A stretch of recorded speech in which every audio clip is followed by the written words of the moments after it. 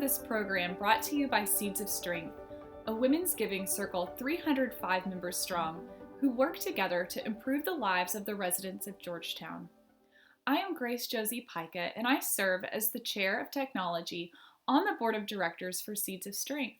I was born and raised here in Georgetown and graduated from Southwestern University.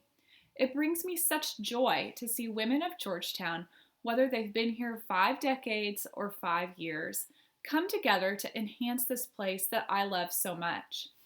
It's an honor to introduce and welcome our guest speaker, Laura Skandera Trombley, Southwestern's 16th president and first woman to serve in this role to Georgetown. President Trombley is the former president of the University of Bridgeport and president emerita of Pitzer College and the Huntington Library. Previously, she served as vice president for academic affairs at Coe College in Cedar Rapids, Iowa. Recognized by her peers as a champion of the liberal arts, President Trombley's leadership has earned her praise at her previous institutions for her ability to raise sustainability awareness, establish best-in-class university operations, and drive exponential growth in fundraising. She is also a preeminent Mark Twain scholar. She has written extensively about the underrepresentation of women and people of color in academia. A California native and a daughter of 2 educators, President Trombley received her Bachelor of Arts in English and Humanities and her Master of Arts in English from Pepperdine University. She received her PhD in English from the University of Southern California. I am honored to welcome her to Georgetown, and I'm grateful for her time with us today.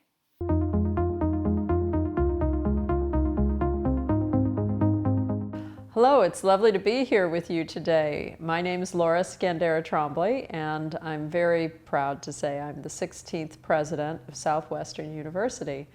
I've now been living on campus for about 68 days now, and I'm a newcomer to Texas, and I'm absolutely loving the experience, and I love living in Georgetown and certainly being part of the community here at Southwestern University.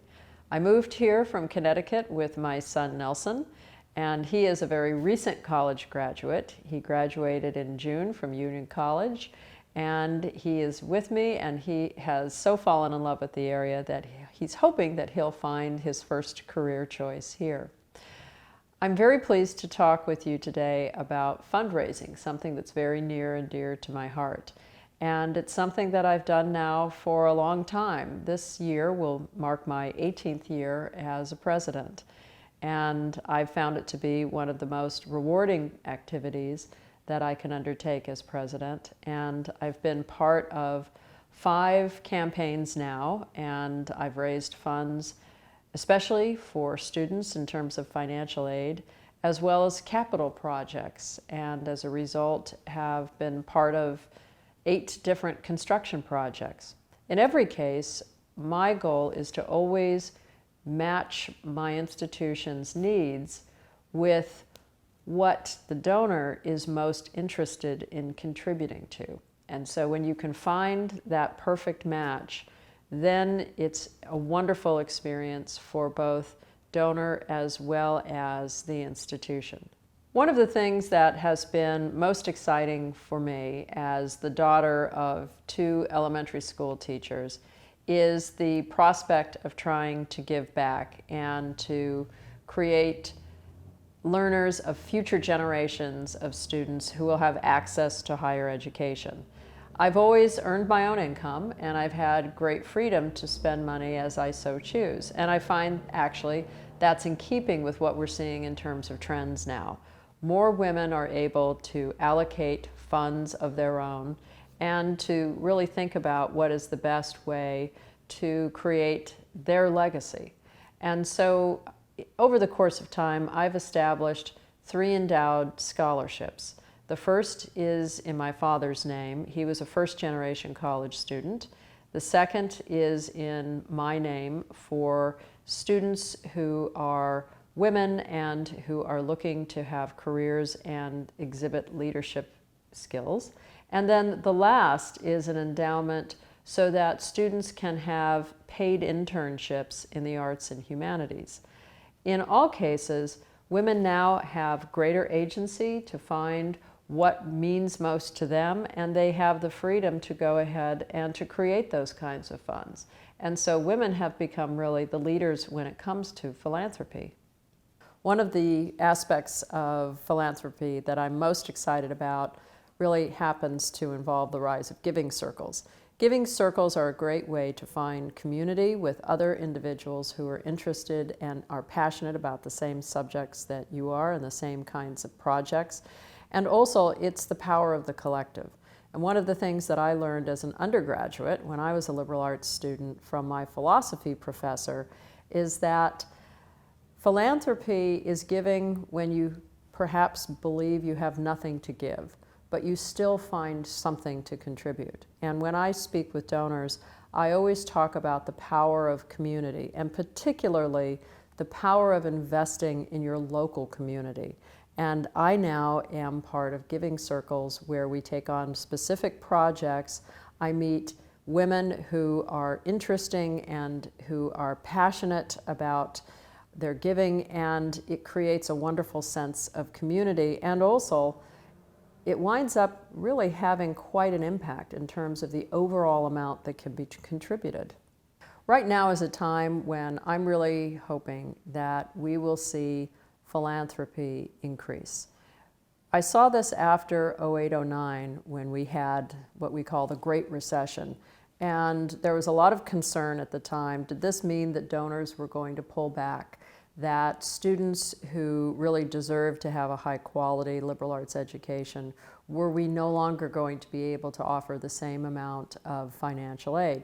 And in fact, I saw the reverse.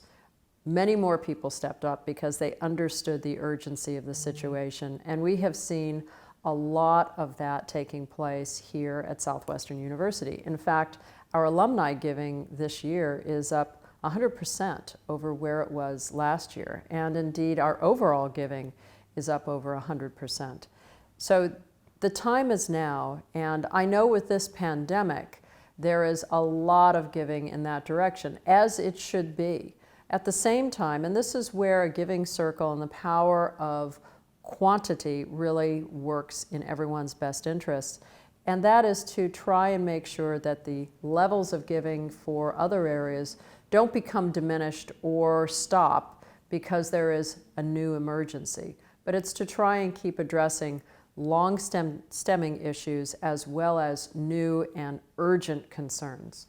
I've learned a little bit about Seeds of Strength, and my plan is to learn a lot more, because based on what I have discovered, Seeds of Strength really, it constitutes the bedrock of the Georgetown community. It's women working together for the good of all, focusing on the areas about which I care the most: arts and culture, health, children, families, community, and there's an immediate and direct impact as the result of giving. All too often I'll talk to people who will say, well, will my gift really matter? Will people feel the impact? Is this something that really is essential? And there's nothing more joyful than knowing that your gift, your donation is going to something and you will be able to be part of that positive change. And so I just want to commend everyone who is part of Seeds of Strength. Thank you for everything that you're doing. You make everything better in this community, and I look forward to meeting all of you and working with you in the future. Thank you so much.